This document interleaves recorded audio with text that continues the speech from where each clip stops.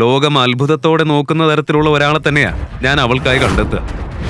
എന്റെ മകൾക്കായി നിങ്ങൾ ഏത് രാജ്യത്തിലെ ഏത് രാജകുമാരനെ അന്വേഷിക്കുന്നതെന്ന് എനിക്കറിയില്ല. നിനക്ക് ബുദ്ധിയുണ്ടോ ഇല്ലയോ? 1000 രൂപയുടെ ഷൂ ആണ് നീ നശിപ്പിച്ചത്. അങ്ങനെയല്ലേ ഏട്ടാ? സോറി ഏട്ടാ. വെളുത്ത ഷൂവിൽ ആരെങ്കിലും കറുത്ത പോളിഷ് ഇടുവോ? മനുഷ്യരല്ലേ, തെറ്റുകൾ സംഭവിക്കില്ലേ? അവൻ ചെറിയ കുട്ടിയല്ലേ. തെറ്റ് ചെയ്തിട്ട് ഇപ്പോ നീ എന്നോട് വാദിക്കാനും തുടങ്ങി അല്ലേ? വിട്ടേക്കേട്ടാ, ക്ഷമിക്കേ. ഇപ്പൊ നീ എന്നെ ഉപദേശിക്കാനായ?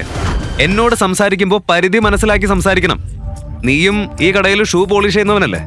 നിനക്ക് അവനോട് ഇത്ര സഹതാപം ഉണ്ടെങ്കിൽ ദാ ഈ ഷൂ നീ തന്നെ വൃത്തിയാക്ക്. വൃത്തിയാക്ക്. എന്തിനാ എന്റെ മുഖത്തേക്ക് തുറിച്ചു നോക്കുന്നേ? അകത്ത് പോ.